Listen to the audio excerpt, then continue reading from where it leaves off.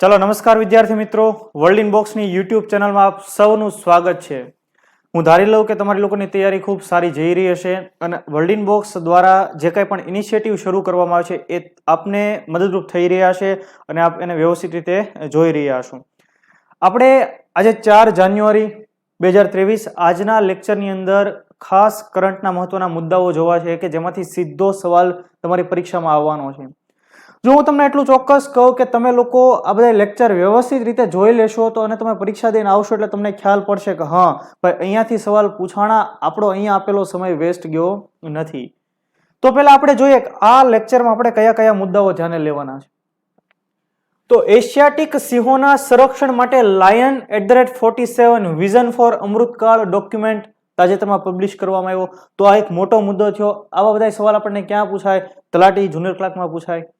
ત્યાર પછી બ્રાઝિલના મહાન ફૂટબોલ ખેલાડીનું નિધન થયું જેનું નામ હતું પેલે નામના ખેલાડી। હવે અત્યારે આપણને ખ્યાલ છે કે કતારની અંદર ફિફા વર્લ્ડ કપ યોજાણો, આપણે આખો મુદ્દો જોઈ ગયા છીએ કે આર્જેન્ટિના ચેમ્પિયન બન્યું ફ્રાન્સને હરાવીને। તો અને એ સમયે આ જ સમયગાળાની અંદર બ્રાઝિલના કોઈ મહાન ખેલાડીનું નિધન થાય તો એ મુદ્દો કેટલો મહત્વનો બની જાય। ત્યાર પછી જુઓ, ગુજરાતના મુખ્યમંત્રી ભૂપેન્દ્ર પટેલ સાહેબના મુખ્ય સલાહકાર ડોક્ટર હસમુખ અઢિયા, આ સવાલ તમારે લખી લેવાનો કે 5 સ્ટાર રેન્કનો સવાલ તમને પૂછાવાનો જ। ત્યાર પછી અમદાવાદની અંદર ફ્લાવર શો, ત્યારબાદ world bank migration and development brief 2022 report, તો અહીંથી સીધો સવાલ નીકળે કે આ અહેવાલ નીચેના પૈકી કઈ સંસ્થાએ પબ્લિશ કર્યો। એટલે આ લેક્ચર તમે આખો જોશો એટલે તમને ઘણું બધું નવું જાણવા મળવાનું છે। તો ચાલો આપણે હવે લેક્ચર શરૂ કરીએ, વધારે સમય નથી લેતા। એ પહેલા અમે જે અહીંયાથી તમને કહેતા હોઈએ કે ભાઈ અહીંયાથી એટલું પૂછાતું હોય તો એ માત્ર હવાબાજી ન હોય, તમારી સામે સાબિતી પણ હોય કે તાજેતરમાં 1 જાન્યુઆરી 2023 મ્યુનિસિપલ એકાઉન્ટ ઓફિસરની પરીક્ષા, તો કરંટના તમામ સવાલ વર્લ્ડ ઇનબોક્સના મેગેઝિનમાંથી। અને અહીંયા હું તમને કહું છું, તમને થાય કે એની પીડીએફ ફાઇલ ક્યાં ભાઈ, અમને સાબિતી આપો, તો એમને અમે ન માનીએ। તો વર્લ્ડ ઇનબોક્સની Telegram channel, official Telegram channel કે જેમાં 65,000 જેટલા સબસ્ક્રાઇબર છે, એ ચેનલમાં તમને આ ફાઇલ જોવા મળશે। તમને ખબર પડશે કે હા જો એની અંદર તમને સ્ક્રીનશોટ હશે મેગેઝિનનો, પેજ નંબર ડિટેલ જોવા મળશે, બરાબર। તો 13 માંથી 13 પ્રશ્નો વર્લ્ડ ઇનબોક્સ પબ્લિકેશનમાંથી મળી ગયેલા છે। ઇન શોર્ટ તમે એટલું કરી લો એટલે તમારું કામ થઈ જશે। ત્યાર પછી વર્લ્ડ ઇનબોક્સ એકેડમી ગાંધીનગર ખાતે કોન્સ્ટેબલની નવી બેચ શરૂ થવા જઈ રહી છે 26મી જાન્યુઆરી 2023 થી, એટલે કે આવતી 26 તારીખથી। તમને લોકોને ખ્યાલ છે કે 2023માં પોલીસની ઘણી બધી ભરતીઓ આવવાની છે, કોન્સ્ટેબલની ભરતીઓ આવવાની છે। એ સંબંધિત એક ટ્વીટ પણ હમણાં આપણા મંત્રી હર્ષ સંઘવીજીએ કરેલું। તો 26મી જાન્યુઆરી 2023 થી કોન્સ્ટેબલની નવી બેચ કઈ જગ્યાએ? વર્લ્ડ ઇનબોક્સ એકેડમી ગાંધીનગર ખાતે બપોરે 3:30 થી 5:30 સુધીના સમયની અંદર। હવે અહીંયા આ બેચની ડિટેલ આપેલી છે। જે લોકો આ બેચમાં એડમિશન લેશે એને world inbox my class application free મળવાની છે, જેમાં 2 વિષય મેં ભણાવેલા છે, આધુનિક ભારતનો ઇતિહાસ અને કમ્પ્યુટર। તો આ બેચની માહિતીથી તમારે વધારે માહિતી જોઈતી હોય તો તમે વર્લ્ડ ઇનબોક્સ શાખાના નંબર ઉપર કોલ કરીને માહિતી મેળવી શકો, 75 75 06 18 18 823 823 87 87। તો એક નાની એવી તમારા માટે માહિતી, ઘણા બધા લોકોના મેસેજ કોલ આવતા હોય છે ભાઈ ક્યારે નવી બેચ શરૂ થશે વગેરેનો સમય શું, તો આ એના માટેની માહિતી ગાંધીનગર શાખાની।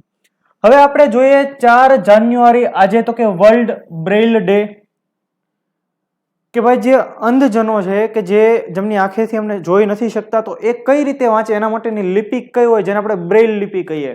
કઈ રીતે હોય કે અક્ષરો ઉપસેલા હોય અને ઉપસેલા અક્ષરો ઉપર આમ હાથ કે આંગળી ફેરવીને ખ્યાલ પડે કે હા આ ક લખેલો છે, આ W લખેલો છે વગેરે, ખ્યાલ પડે છે। તો આ વર્લ્ડ બ્રેઇલ ડે 4 જાન્યુઆરી જ કેમ? તો કે બ્રેઇલ લિપિ અંધજનો વ્યવસ્થિત રીતે ભણી શકે, વાંચી શકે, લખી શકે, જ્ઞાન મેળવી શકે એ માટેની બ્રેઇલ લિપિ શોધનાર વ્યક્તિ, જેને આપણે લુઈસ બ્રેઇલ તરીકે ઓળખીએ છીએ, એમનો જન્મ થયેલો 4 જાન્યુઆરી 1809ના રોજ ફ્રાન્સ ખાતે એમનો જન્મ થયો લુઈસ બ્રેઇલનો। તો લુઈસ બ્રેઇલ કે જે પોતે અંધ હતા, એમને આંખેથી દેખાતું નહોતું, એની દ્રષ્ટિ નહોતી, તો શું તે વ્યક્તિ જન્મથી જ આવી રીતે હતા? તો કે નહીં, 3 વર્ષની ઉંમરે એમની સાથે એક અકસ્માત થાય છે અને એમાં એમની આંખો જતી રહી છે અને પછી એમણે આ રીતે એક બ્રેઇલ લિપિ શોધી અને જે વિશ્વભરની અંદર જેમને દ્રષ્ટિ નથી એ લોકો માટે એક વરદાન સાબિત થઈ। અને એટલા માટે થઈને એમની જન્મ તારીખ 4 જાન્યુઆરી વર્લ્ડ બ્રેલ ડે તરીકે સેલિબ્રેટ કરવામાં આવે છે. પહેલી વખત ક્યારે સેલિબ્રેટ કરવામાં આવ્યો આ દિવસ? 4 જાન્યુઆરી 2019માં ખાસ એક મહત્વ ખૂબ જ ભવ્યનું ઉજવણી કરવામાં આવેલી, કેમ કે એમની 210મી જન્મ જયંતિ હતી, એટલા માટે થઈને. ખ્યાલ આવે છે દરેકને? આ મુદ્દો સમજાતો હશે. બ્રેલ લિપિ એમણે ક્યારે શોધી? 1829માં. જો 1809માં એમનો જન્મ, 1829 એપ્રોક્સિમેટ 20 વર્ષની ઉંમરે આ અંગે એમણે કામગીરી કરી લીધેલી. અને national institute for blind youth એમણે આ બ્રેલ સિસ્ટમને એક્સેપ્ટ પણ કરી લીધી. તો લુઈસ બ્રેલ કે જેમણે દ્રષ્ટિ વિહીન લોકો માટે એક વરદાન એવી બ્રેલ સિસ્ટમની શોધ કરી, એક બ્રેલ લિપિ વિકસાવી, તો એમની જન્મ તારીખને, એમની જન્મતિથિને વર્લ્ડ બ્રેલ ડે તરીકે સેલિબ્રેટ કરવામાં આવે છે. જે તારીખ એટલે 4 જાન્યુઆરી. ભૂલાય હવે ક્યારે આપણને? હવે ક્યારેય ન ભૂલાય, કેમ કે આપણે દરેક દિવસોની પાછળ એની સ્ટોરી ભણી લઈએ છીએ, એટલા માટે થઈને. તો હું ધારી લઉં કે તમને આખો મુદ્દો સમજાઈ ગયો હશે. ત્યાર પછીનો સવાલ, મુખ્યમંત્રીના મુખ્ય સલાહકાર અને સલાહકારની નિયુક્તિ. હવે ભૂપેન્દ્ર પટેલ 2.0 એની કામગીરી શરૂ કરી દીધી છે. તો ભૂપેન્દ્ર પટેલના મુખ્ય સલાહકાર તરીકે અને એક સલાહકાર તરીકે એવી 2 નિયુક્તિઓ કરવામાં આવેલી છે. તો જોઈએ કે મુખ્યમંત્રી ભૂપેન્દ્ર પટેલે મુખ્ય સલાહકાર અને સલાહકાર એમ 2 નવી જગ્યાઓની નિયુક્તિ કરી, 2 નવા કાર્યાલયો ઉભા કર્યા અને એ કાર્યાલયના વડાઓ તરીકે પણ નિયુક્તિ થઈ ચૂકી છે. આ સવાલ હું તમને કહું 10 સ્ટાર રેન્કનો સવાલ, સીધો સવાલ અહીંયાથી પૂછાય. વ્યવસ્થિત રીતે ધ્યાન આપજો કે ભૂપેન્દ્ર પટેલના ચીફ એડવાઇઝર, મુખ્ય સલાહકાર કોણ છે? ડોક્ટર હસમુખ અઢિયા, ભારતીય પ્રશાસનિક સેવાના અધિકારી છે. ફાઇનાન્સ સેક્રેટરી તરીકે સેવા આપેલી છે. તો ખૂબ એવો બહોળો અનુભવ ગુજરાત સરકારની અંદર, ભારત સરકારની અંદર કામ કરવાનો અનુભવ છે. 81ની બેચના ગુજરાત કેડરના આઈએએસ અધિકારી છે ડોક્ટર હસમુખ અઢિયા. તો એ ગુજરાતના મુખ્યમંત્રી ભૂપેન્દ્ર પટેલ સાહેબના મુખ્ય સલાહકાર બન્યા છે, ચીફ એડવાઇઝર બન્યા છે. જ્યારે બીજા એક સલાહકાર તરીકે એસ રાઠોડ સાહેબની નિયુક્તિ કરવામાં આવી છે. તમને સવાલ શું પૂછે કે ગુજરાતના મુખ્યમંત્રી ભૂપેન્દ્ર પટેલના સલાહકાર તરીકે કોની નિયુક્તિ કરવામાં આવી? તો એના સલાહકાર બનશે એસ રાઠોડ સાહેબ. જ્યારે મુખ્ય સલાહકાર કોણ? તો કે ડોક્ટર હસમુખ અઢિયા. યાદ રહેશે તમને દરેક લોકોના મુદ્દો? ગુડ. હવે આપણે પેલા મુખ્ય સલાહકાર, મોટી પોસ્ટ છે, ચર્ચાસ્પદ વ્યક્તિ છે, તો ડોક્ટર હસમુખ અઢિયા વિશે માહિતી મેળવી લઈએ કે કેવી એમની કારકિર્દી રહેલી છે વગેરે વગેરે. હું એવું ધારી લઉં કે તમને ખૂબ એની અંદર પણ મજા પડશે, એમાંથી પણ સવાલ પૂછાઈ શકે. જોઈએ આપણે 1981 બેચના ગુજરાત કેડરના આઈએએસ અધિકારી. કેન્દ્રીય નાણાં સચિવ અને મહેસૂલ સચિવ તરીકે સેવા આપેલી, સેક્રેટરી, સેન્ટ્રલ ફાઇનાન્સ મિનિસ્ટર, કેન્દ્રીય નાણાં મંત્રાલય, એમાં એમણે નાણાં સચિવ તરીકે સેવા આપી, મહેસૂલ સચિવ તરીકે સેવા આપી અને પોતે એનું ભણતર કામ તો કે તેઓ એકાઉન્ટન્સીની અંદર પોસ્ટ ગ્રેજ્યુએટ છે. બીજી પણ એમણે ડિગ્રી મેળવેલી છે, જેમ કે ઇન્ડિયન ઇન્સ્ટિટ્યૂટ ઓફ મેનેજમેન્ટ બેંગ્લોરના ગોલ્ડ મેડાલિસ્ટ છે તેઓ. ત્યારબાદ સ્વામી વિવેકાનંદ યોગ યુનિવર્સિટી બેંગ્લોરમાંથી યોગ વિષયમાં તેઓએ ડોક્ટરેટ કરેલું છે, એટલે કે પીએચડી છે. એટલે જેના નામની આગળ જોવો શું લખાય? ડોક્ટર લખાય. ડોક્ટર હસમુખ અઢિયા 81ની બેચના આઈએએસ અધિકારી, ઇન્ડિયન એડમિનિસ્ટ્રેટિવ સર્વિસના અધિકારી.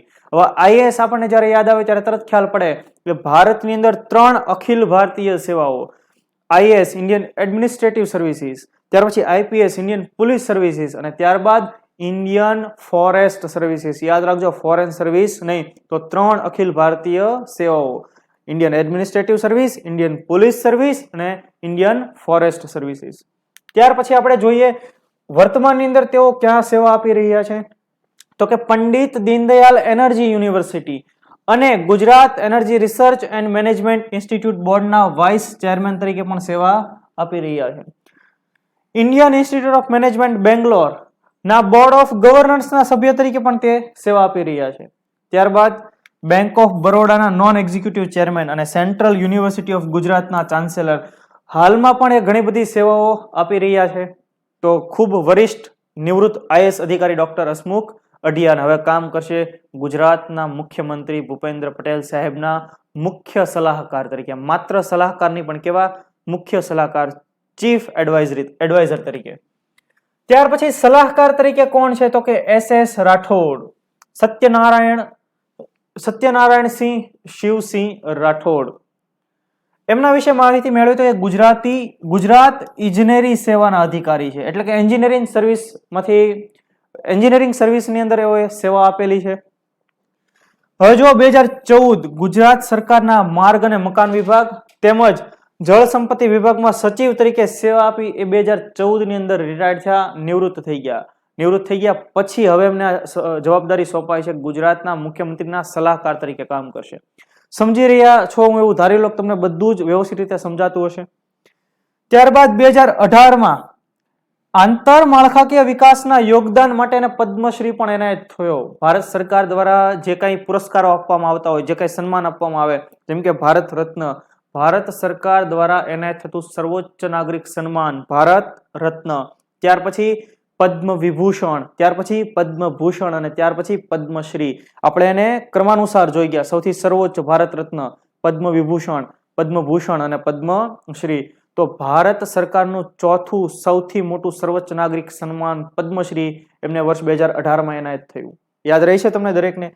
ત્યાર પછી સરદાર સરોવર નર્મદા નિગમ લિમિટેડ ના ચેરમેન અને મેનેજિંગ ડિરેક્ટર તરીકે પણ તેઓએ 5 વર્ષ સુધી સેવાઓ આપેલી છે. ઇન શોર્ટ, ગુજરાતની અંદર ઇન્ફ્રાસ્ટ્રક્ચર ક્ષેત્રે ખૂબ સારું એવું કામ એમણે કરેલું છે. તો તેઓ હવે SS રાઠોડ સાહેબ, ભૂપેન્દ્ર પટેલ ગુજરાતના મુખ્યમંત્રીના સલાહકાર તરીકે કામ કરશે. એમના વિશે બીજી માહિતી લઈએ તો કે ગુજરાતના રાજમાર્ગોને ડેવલપ કરવાનો શ્રેય તેમના ફાળે. બિલ્ડ, ઓપરેટ એન્ડ ટ્રાન્સફર, જેને આપણે BOT કહેતા હોઈએ, રોડ ડેવલપમેન્ટ મોડલ એમણે રજૂ કર્યું, જે ભારતમાં આ પ્રકારનું સૌથી પહેલું મોડલ છે. બિલ્ડ, ઓપરેટ એન્ડ ટ્રાન્સફર, આ પ્રકારનો ધોરીમાર્ગો ડેવલપ કરવા માટેનું એક મોડલ, ભારતભરનું પહેલું મોડલ એમણે રજૂ કરેલું. ગુજરાતના હાઈવે અને કેનાલ મેન તરીકે પણ એમને ઓળખવામાં આવે છે. સીધો સવાલ પૂછાય આપણી પરીક્ષામાં કે ગુજરાતના હાઈવે અને કેનાલ મેન તરીકે કોને ઓળખવામાં આવે છે? તો કે ગુજરાત ઇજનેરી સેવાના પૂર્વ અધિકારી SS રાઠોડ સાહેબને. તેમણે ઇન્સ્ટિટ્યૂટ ઓફ એન્જિનિયર્સ ઇન્ડિયા અને ઇન્ડિયન રોડ કોંગ્રેસના પ્રમુખ તરીકે પણ સેવા આપેલી છે. World federation of engineering organization એના વાઇસ પ્રેસિડેન્ટ રહેલા છે. તો માત્ર ગુજરાતમાં નહીં, આંતરરાષ્ટ્રીય સંસ્થાઓમાં પણ તેઓએ સેવા આપેલી છે. ત્યારબાદ જુલાઈ 2019 તેઓ ગુજરાત મેટ્રો રેલ કોર્પોરેશન લિમિટેડના મેનેજિંગ ડિરેક્ટર તરીકે નિયુક્ત થયા અને અત્યારે એ પદ પર કાર્યરત પણ છે. અને ગુજરાતની અંદર મેટ્રોનું કામ જે ચાલી રહ્યું છે, જેમ કે આપણું અમદાવાદ મેટ્રો, તો એમની જ નિગરાનીમાં ચાલી રહ્યું છે. તો ગુજરાતની અંદર ખાસ સેવા આપનાર અધિકારી એટલે SS રાઠોડ સાહેબ. તો આ બંને અધિકારીઓને આપણે ભૂલવાના નથી. સીધો જ સવાલ અહીંયાથી બને. સમજાય છે તમને દરેકને? મજા પડે છે? ત્યારબાદનો સવાલ, બ્રાઝિલના મહાન ફૂટબોલ ખેલાડી પેલેનું 82 વર્ષે નિધન થયું. જેમ અત્યારે આપણે રોનાલ્ડોને જોતા હોય, ક્રિસ્ટિયાનો રોનાલ્ડો, આપણે એમ થાય કે હાલના વિશ્વની અંદર, વર્તમાન સમયની અંદર ફૂટબોલનો મહાન ખેલાડી રોનાલ્ડો, લિયોનેલ મેસી, કિલિયન એમ્બાપ્પે, નેમાર, આ વર્તમાન ખેલાડીઓ છે બધાય. પણ જે તે સમયે ફૂટબોલ લિજેન્ડ જે તે સમયે હતા તેને વર્તમાનમાં પણ છે એવા વ્યક્તિ એટલે બ્રાઝિલના ખેલાડી પેલે, જેનું તાજેતરમાં જ 82 વર્ષની વયે નિધન થયું. આ સવાલ પૂછવાની સંભાવના વધારે, કેમ કે ફૂટબોલ વર્લ્ડ કપ બહુ ચર્ચામાં રહ્યો છે.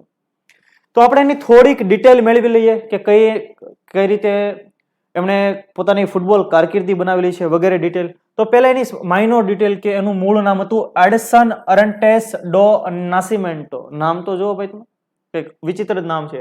ક્યાંના મૂળ છે? બ્રાઝિલના. 23 ઓક્ટોબર 1940 એમનો જન્મ થયો. કઈ જગ્યાએ? બ્રાઝિલના મિનાસ ગેરોઇસ ની અંદર એનો જન્મ થયો 1940માં. ખૂબ નાની ઉંમરે એમણે ફૂટબોલ કારકિર્દીની એમણે શરૂઆત કરી દીધેલી. કયા કયા નામે ઓળખાય છે? જો, કિંગ ઓફ ફૂટબોલ, બ્લેક પલ અને કિંગ પેલે તરીકે ઓળખાય છે. ફરી વાર આ બધા નામ યાદ રાખવા જેવા. સવાલ પૂછાય કે કિંગ ઓફ ફૂટબોલ તરીકે કોણ ઓળખાય છે? તેમાં ક્રિસ્ટિયાનો રોનાલ્ડો, લિયોનેલ મેસી, કિલિયન એમ્બાપ્પે અને પછી પેલે, એવા 4 વિકલ્પ આપણને આપે. તો પેલે કિંગ ઓફ ફૂટબોલ, બ્લેક પલ અને કિંગ પેલે એના મૂળ, એના બીજા અન્ય નામો છે. 16 વર્ષની ઉંમરમાં બ્રાઝિલની લીગમાં ટોપ સ્કોરર, બ્રાઝિલની લીગ ટુર્નામેન્ટ જે ફૂટબોલની ટુર્નામેન્ટ છે એમાં ટોપ સ્કોરર રહેલા. જો સચિન 16 વર્ષની ઉંમરે આમ ક્રિકેટ રમી લીધું હતું, આમણે 16 વર્ષની ઉંમરે આમ ક્રિકેટ રમી લીધું હતું, આમ ફૂટબોલ રમી લીધું હતું. આ બધા ખેલાડી ખૂબ નાની ઉંમરે જે તે ટીમની અંદર સમાવી ગયા હોય એ માટે એને ખાસ મહેનત કરેલી હોય. બ્રાઝિલના રાષ્ટ્રપતિ અને રાષ્ટ્રીય ધરોહર ઘોષિત કરી દીધા. કેમ? તો કે જો આપણે એને એકવાર રાષ્ટ્રીય ધરોહર ઘોષિત કરી દઈએ તો એ માન્ચેસ્ટર યુનાઇટેડ કે બીજી જે કોઈ પણ ફૂટબોલ ક્લબ છે એની સાથે કરારબદ્ધ ન થાય એટલા માટે એને રાષ્ટ્રીય ધરોહર ઘોષિત કરી દીધેલા. અને તેમના સમયના ખૂબ મહાનતમ ખેલાડીઓ પૈકીના એક. તાજેતરમાં એમનું નિધન થયું. એમની જે અંતિમ વિધિ હતી એની અંદર ફિફાના ચેરમેને પણ હાજરી આપી અને એમણે શું કીધું કે ફિફા સાથે જોડાયેલા જેટલા પણ સભ્ય દેશો છે અમે બધા દેશોને કહેશું કે તમારા દેશની અંદર એક ફૂટબોલ સ્ટેડિયમનું નામ પેલેના નામ પરથી હોય. તો તમે વિચારી શકો એની મહાનતા કેટલી હશે, એનું ફૂટબોલની દુનિયામાં નામ કેટલું મોટું હશે. પ્રથમ મેચ ક્યારે રમેલા, એમની કારકિર્દીની શરૂઆત આપણે જોઈએ. પ્રથમ મેચ 1957માં, તારીખ યાદ રાખવાની જરાય જરૂર નથી. 1957માં મારાકાના સ્ટેડિયમમાં રમેલા. મારાકાના સ્ટેડિયમ ક્યાં આવ્યું? બ્રાઝિલના શહેર રિયો ડી જનેરિયોમાં આવેલું સ્ટેડિયમ. અને પહેલી મેચ કોની સામે રમેલા? આર્જેન્ટિના સામે રમેલા. હવે જેવું આર્જેન્ટિના અહીંયા આવે એટલે આપણને તરત યાદ આવી જાય 2022નો કતાર ફિફા વર્લ્ડ કપ કે જેમાં આર્જેન્ટિના ચેમ્પિયન બન્યું છે. કોને હરાવીને ચેમ્પિયન બન્યું છે? તો કે ફ્રાન્સને હરાવીને ચેમ્પિયન બનેલું છે. તો યાદ રહેશે આટલો મુદ્દો. સેજ અલગથી માહિતી પણ આપણા માટે મહત્વની માહિતી. 21 વર્ષની કારકિર્દીમાં 1363 મેચમાં 1281 ગોલ. તો તમે જો 20-21 વર્ષ સુધી એને ફૂટબોલની સેવા કરી. 1300 થી પણ વધારે મેચ રમ્યા, 1200 થી પણ વધારે ગોલ કર્યા અને બ્રાઝિલ માટે એને 92 મેચ રમ્યા જેમાં 77 ગોલ એને બ્રાઝિલ માટે કર્યા. એટલે જ એનું નામ બ્રાઝિલની અંદર ખૂબ મોટા દરજ્જાના રૂપે લેવામાં આવતું હોય. 19 નવેમ્બર કે જ્યારે એમણે 1000મો ગોલ ફટકારેલો અને એટલે જો એનો 1000મો ગોલ 19 નવેમ્બર હતો ને એટલા માટે 19 નવેમ્બરને સેન્ટોસ શહેરની અંદર પેલે દિવસ તરીકે ઓળખવામાં આવે છે. વિચારો, એના 1000મા ગોલના દિવસને પણ સેલિબ્રેટ કરવામાં આવે છે. અને છેલ્લે 3 વખત ફિફા વર્લ્ડ કપમાં વિજેતા બન્યા. કયા?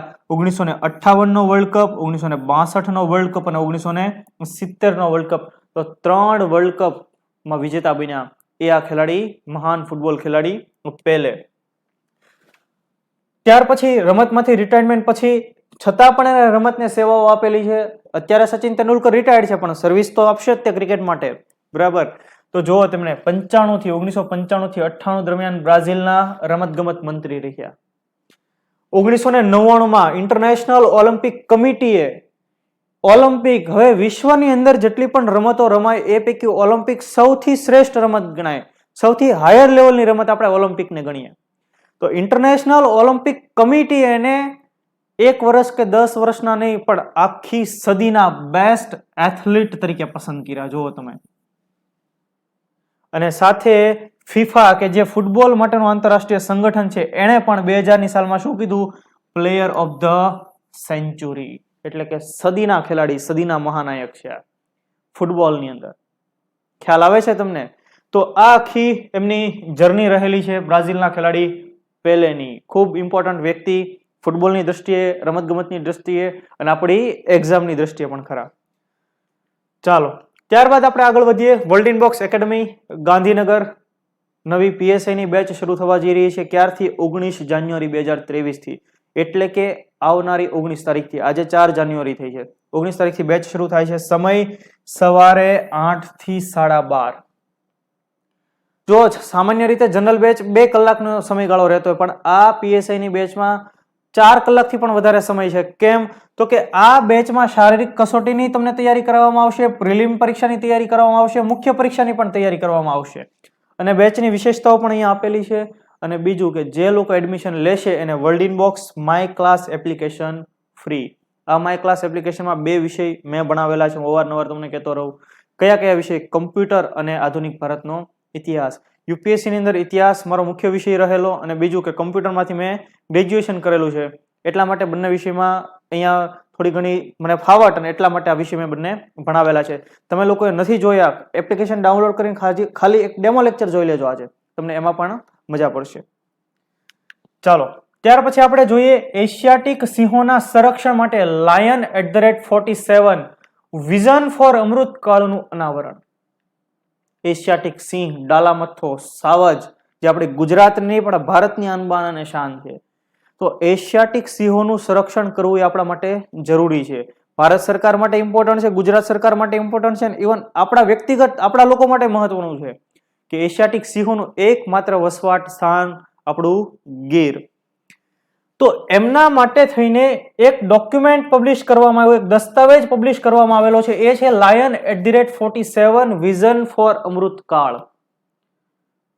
તો આ તો ડોક્યુમેન્ટ અત્યારે પબ્લિશ થયો, પણ સિંહોના સંરક્ષણ માટે ભારત સરકાર દ્વારા એક પ્રોજેક્ટ લોન્ચ કરવામાં આવેલો છે જેનું નામ છે પ્રોજેક્ટ લાયન. ક્યારે આ પ્રોજેક્ટ લોન્ચ કર્યો? 2018 ની અંદર. અને કયું મંત્રાલય? તો કે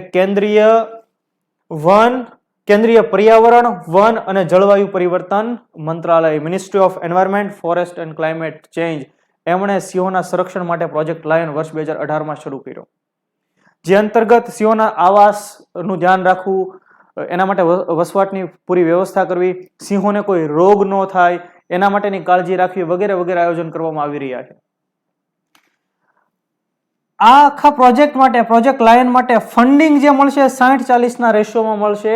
કેન્દ્ર સરકાર 60% રકમ ખર્ચ કરશે, ગુજરાત સરકારે 40% રકમ ખર્ચ કરવાની રહેશે. અને સાથે અત્યારે આ દસ્તાવેજ પણ રજૂ કર્યો કે આપણે કઈ રીતે એશિયાટિક સિંહોનું સંરક્ષણ કરી શકીએ. એ દસ્તાવેજ એટલે lion@47 વિઝન ફોર અમૃતકાળ. આપણે 2047 સુધીની અંદર ડેવલપ કન્ટ્રી બની જવાનું છે. નરેન્દ્ર મોદી દેશના વડાપ્રધાનનું એ વિઝન છે, જેના ભાગરૂપે સિંહોના સંરક્ષણ માટે આ દસ્તાવેજ પણ રજૂ થયેલો છે. તો સિંહોની વાત નીકળે અને ડાલા મથ્થા વિશે આપણે કાંઈ ન માહિતી મેળવીએ તો એ આપણા માટે સારું ન ગણાય. તો આપણે ડાલા મથ્થા વિશે પણ થોડીક માહિતી મેળવી લઈએ. સ્થાનિક નામ સિંહ, સાવજ, કેસરી, ઉનિયો વાઘ અને બબ્બર શેર. આપણે ઘરેથી બહાર નીકળતા હોય ત્યારે ઘરે પૂછે ભાઈ ક્યારે પાછો આવીશ, ક્યાં જાશો? ઘણા આપણા કે શું કે સિંહના ઠેકાણા ન હોય ભાઈ. આપણને ખબર છે તાકાતનું પ્રતીક છે સિંહ, એના ઠેકાણા હોય નહીં. તો સ્થાનિક નામ સિંહ, સાવજ, કેસરી, ઉનિયો વાઘ, બબ્બર શેર, આવા એના અલગ અલગ નામ છે. પણ એને ઇંગ્લિશમાં શું કહેવાય? તો કે ઇંગ્લિશમાં કહેવામાં આવે એશિયાટિક લાયન. જ્યારે એનું સાયન્ટિફિક નામ તમે જો પેન્થેરા લિયોપર્સિકા એનું સાયન્ટિફિક નામ છે.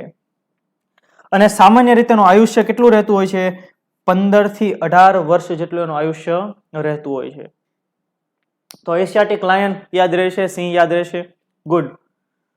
યસ, હું તમને એક સવાલ પૂછી લઉં અહીંયા સાથે. આપણે અહીંયા બધી માહિતી મેળવી.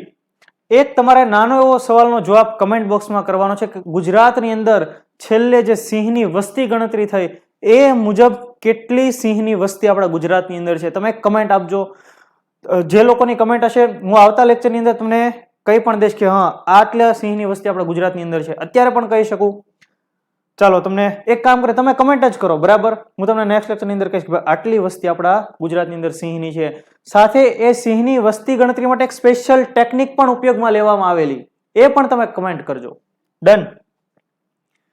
ત્યારબાદ આપણે જોઈએ ISRO, Indian space research organization. ISRO ક્યારે સ્થાપના થઈ? તો કે વર્ષ 1969 15મી ઓગસ્ટ 1969 ઈસરોની સ્થાપના.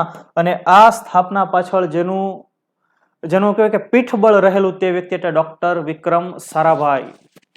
ભારતીય અવકાશ સંશોધન સંસ્થા ઈસરો જેટલું મોટું નામ છે એની પાછળ ડોક્ટર વિક્રમ સારાભાઈ, ડોક્ટર સતીશ ધવન, ત્યાર પછી ડોક્ટર એપીજે અબ્દુલ કલામ, આ એવા લોકો છે જેનું પીઠબળ રહેલું છે. અને એમની મહેનતને કારણે જે ઈસરો બનેલી છે.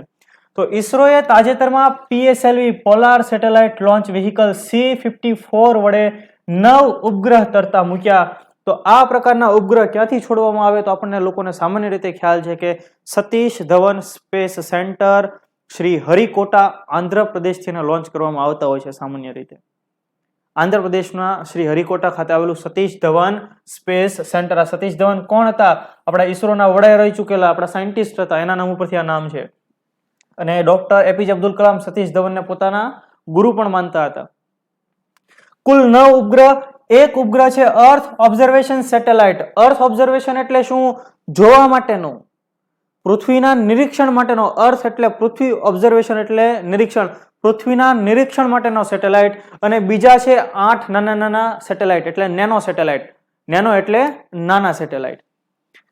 તો પહેલા જોઈએ આપણે ઈસરો. INS એટલે શું? INS એટલે આપણને ઇન્ડિયન નેવલ શિપ, તો કે નહીં, અહીંયા સેટેલાઇટની વાત થાય છે. તો INS એટલે ઈસરો નેનો સેટેલાઇટ. શું? ફરીવાર ઈસરો નેનો સેટેલાઇટ, જેનું નામ INS-2B. તો ભારત અને ભૂટાન વચ્ચે સમજૂતી થયેલી અને એના ભાગરૂપે આ સેટેલાઇટ અત્યારે લોન્ચ કરવામાં આવ્યો. INS-2B એ કોને મદદરૂપ થશે? તો કે ભૂટાનને મદદરૂપ થશે. કેમ? તો કે ભૂટાનની જે અહીંયા પર્યાવરણ છે, અહીંયા પ્રાકૃતિક સંસાધનો છે, એની માહિતી, એની પિક્ચર ખેંચવા માટે આ સેટેલાઇટ એને મદદરૂપ થશે. જો લખ્યું કે ભૂટાનને હાઈ રિઝોલ્યુશન તસવીર માટે થઈને આ સેટેલાઇટ લોન્ચ કરવામાં આવેલો છે. એમાં પેલોડ કયા કયા છે? તો કે નેનો MX અને APRS ડિજીપીટર નામના પેલોડ છે. પેલોડ એટલે કે બે એવા ઇક્વિપમેન્ટ છે એની અંદર. પછી એક અન્ય સેટેલાઇટ જેનું નામ છે આનંદ. નામ આવે આપણને ખબર, આનંદ જોઈને જ આપણને આનંદ આવી જાય. તો અત્યારે જે ટોટલ 9 સેટેલાઇટ લોન્ચ થયા એમાં એક આનંદ નામનો સેટેલાઇટ પણ છે, નાનો સેટેલાઇટ છે. એ કોણે બનાવેલો છે? તો કે પિક્સસેલ નામની એક નવું સ્ટાર્ટઅપ છે, એને આ સેટેલાઇટ બનાવેલો છે. આ પિક્સેલ નામનું સ્ટાર્ટઅપ ક્યાં આવેલું છે? તો કે બેંગ્લોર ખાતે આવેલું છે.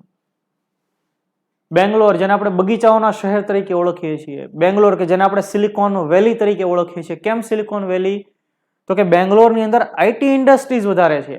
અને આ પ્રકારે સિલિકોન વેલી મૂળ વિસ્તાર ક્યાં આવેલો છે? અમેરિકાના કેલિફોર્નિયામાં. અમેરિકાનું કેલિફોર્નિયા અને ત્યાં આવેલું સિલિકોન વેલી, જ્યાં ઘણી બધી IT કંપનીઓ છે. તો અહીંયા ભારતની અંદર બેંગ્લોરની અંદર IT કંપનીઓ છે અને એટલે આપણે બેંગ્લોરને સિલિકોન વેલી ઓફ ઇન્ડિયા તરીકે ઓળખીએ છીએ. ડન. ત્યાર પછી થાઇબોલ્ટ નામનો ઉપગ્રહ. તો થાઇબોલ્ટ કોણે બનાવ્યો છે? તો કે એ પણ એક ધ્રુવ સ્પેસ નામની કંપની દ્વારા ડિઝાઇન થયેલો ઉપગ્રહ છે. એ પણ નાનો ઉપગ્રહ છે. અને પછી એસ્ટ્રોકાસ્ટ નામનો ઉપગ્રહ અમેરિકન એક કંપની છે જેનું નામ છે સ્પેસ ફ્લાઇટ ઇન્ક, એને ડેવલપ કરેલો ઉપગ્રહ.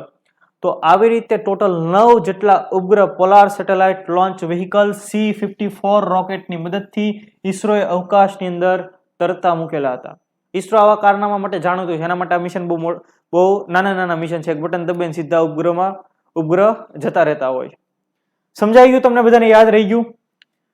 ત્યાર પછી વર્લ્ડ બેંક દ્વારા માઇગ્રેશન એન્ડ ડેવલપમેન્ટ બ્રીફ 2022 અહેવાલ. માઇગ્રેશન એટલે કે સ્થળાંતર. આપણે તૈયારી કરવી છે. આપણે કોઈ નાના શહેરમાં રહીએ તો તૈયારી માટે ભાવનગર જાશું, ગાંધીનગર જાશું, એને શું કહેવાય? માઇગ્રેશન. નાણાકીય હેતુ માટે, પૈસા રળવા માટે માઇગ્રેશન કરે, સ્થળાંતર કરે. જેમ કે અડધું પોણું સૌરાષ્ટ્ર ક્યાં જાય? સુરત. હીરા અને લીરા બે ઉદ્યોગ માટે થઈને ખાસ. હીરા એટલે ડાયમંડ અને લીરા એટલે ટેક્સટાઇલ ઇન્ડસ્ટ્રી. તો સ્થળાંતર તો ભારતના લોકો, કેટલાય લોકો વિદેશમાં રહે છે. ગમે એને પૂછો ક્યાં જવું? તો અમેરિકા જવું. ભાઈ ક્યાં જવું? તો કે લંડન જવું, બ્રિટન જવું, સાઉદીમાં જવાનું.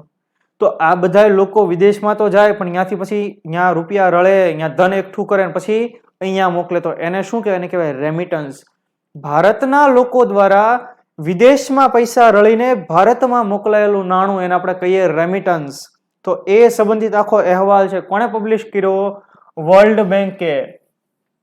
માઇગ્રેશન એન્ડ ડેવલપમેન્ટ બ્રીફ 2022 અહેવાલ. તો પહેલો સવાલ કે આ પ્રકારનો અહેવાલ માઇગ્રેશન એન્ડ ડેવલપમેન્ટ બ્રીફ 2022 અહેવાલ કોણે રજૂ કર્યો? તો કે વર્લ્ડ બેંક ગ્રુપે રજૂ કર્યો. તમને એનો ફોટો બતાવી દઉં. જુઓ, રેમિટન્સ બ્રેવ ગ્લોબલ હેન્ડવિન્ડ્સ એવું શીર્ષક છે. અહીંયા પણ મેં લખેલું છે remittance brave global headwinds special focus climate migration. Special focus climate migration આખો અહેવાલ. અને અહીંયા જો લખેલું છે વર્લ્ડ બેંક ગ્રુપ. ભૂલાય ક્યારે? હવે ક્યારેય ન ભૂલાય. અહેવાલમાં શું કીધું ભાઈ? ભારતના વખાણ કર્યા છે વર્લ્ડ બેંકે. શું? તો કે 2022માં ભારતનું રેમિટન્સ 100 અબજ ડોલરથી પણ વધુ છે. 100 અબજ ડોલરથી પણ વધારે રૂપિયા ભારતના લોકોએ વિદેશમાં રહીને ભારતમાં મોકલ્યા. અને આટલી મોટી રકમ મેળવનારો ભારત પહેલો દેશ છે. જેટલું આ રેમિટન્સના ઇતિહાસમાં જ પહેલી વાર આવું બન્યું કે કોઈ આટલી મોટી રકમ કોઈ દેશના નાગરિકોએ પોતાના મૂળ વતનમાં મોકલી હોય. સમજો. અને જો ભારત વિશ્વનો સૌથી વધુ રેમિટન્સ મેળવનારો દેશ છે. એટલે આપણું કામ શું? ઉઠો, જાગો અને વિદેશ ભાગો. ત્યાંથી રૂપિયા રળીને ભારત મોકલો. અને આ એનું પરિણામ છે. આપણા માટે ખૂબ સારી વસ્તુ કે વિદેશી ધન આપણે અહીંયા આવે. કોઈ એક દેશને વાર્ષિક રેમિટન્સ 100 અબજ ડોલરથી વધુ મળ્યો હોય તેવી પહેલી ઘટના છે. અને એમણે આ અહેવાલમાં કીધું તે વર્લ્ડ બેંકે કે આ તો હજી કાંઈ નથી, અભી તો પિક્ચર બાકી, આ તો ટ્રેલર જ છે. ભારતમાં રેમિટન્સનો દર હજી વધશે, 12% દરે વધી જશે. એટલે કે અત્યારે 100 રૂપિયા આવે તો આવનારા સમયની અંદર 112 રૂપિયા આવશે. 12% દરે વધી પણ જશે.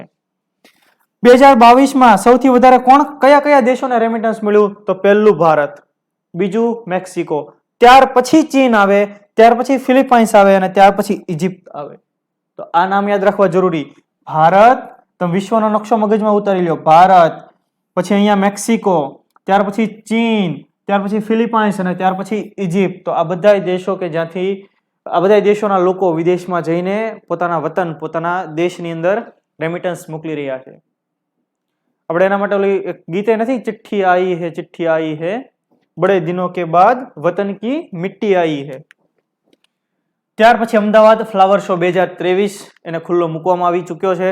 કોને ખુલ્લો મૂક્યો? તો કે આપણા મુખ્યમંત્રી શ્રી ભૂપેન્દ્ર પટેલ સાહેબે.